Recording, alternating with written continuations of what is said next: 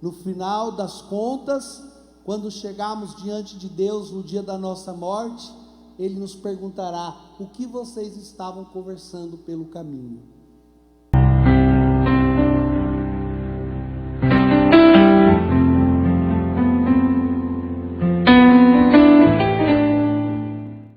Meus irmãos, nessa liturgia nós ouvimos Jesus narrando pela segunda vez no Evangelho a sua paixão.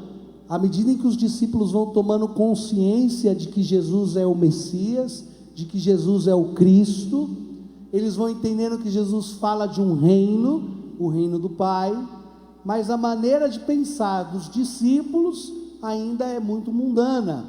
Eles pensam, já que Jesus é rei de um reino, ele vai precisar de um primeiro-ministro, ele vai precisar de alguém para comandar a casa, ele vai precisar de alguém que tenha mais poder do que os outros.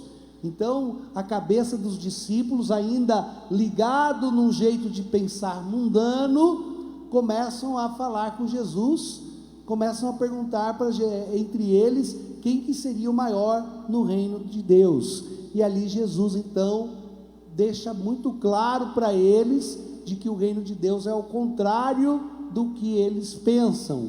Quando Jesus pega uma criança e diz: olha, quem quer ser o maior, que seja o último.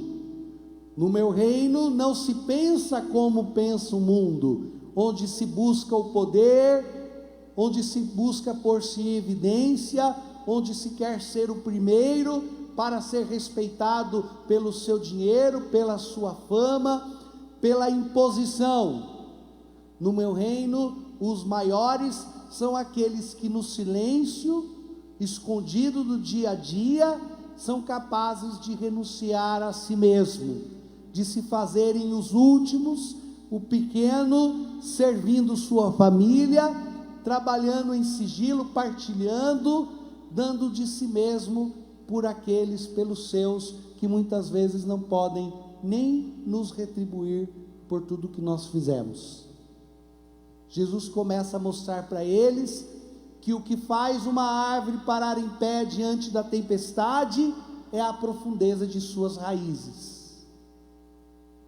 Jesus começa a mostrar o que faz alguém de fato ser grande no reino de Deus é ser profundamente humilde. O que faz alguém ser como uma criança é amar com a liberdade, com a entrega que só uma criança sabe amar.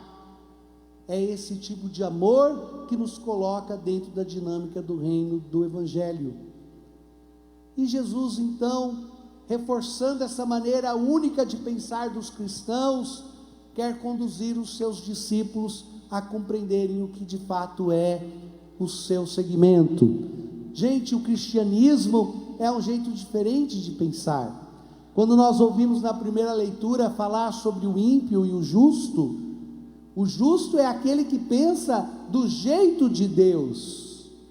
O justo é aquele que pensa conforme a dinâmica do Evangelho. Ele procura corresponder com sua vida como um filho do Pai eterno. Ele procura ter uma vida de santidade, de amor, de humildade, de serviço, de entrega, edificada sobre os valores da palavra. Ele foge do orgulho, do egoísmo, e vive e promove a paz pela sua entrega e pela sua vida. O ímpio, e a palavra ímpio significa aquele que não vive a piedade, aquele que é contra a piedade. Se a piedade é viver como um filho de Deus, é ser justo, o ímpio é como aquele que vive não como um filho de Deus, que pensa como o mundo. É aquele que se tornou escravo do poder e do dinheiro. É aquele que busca se impor,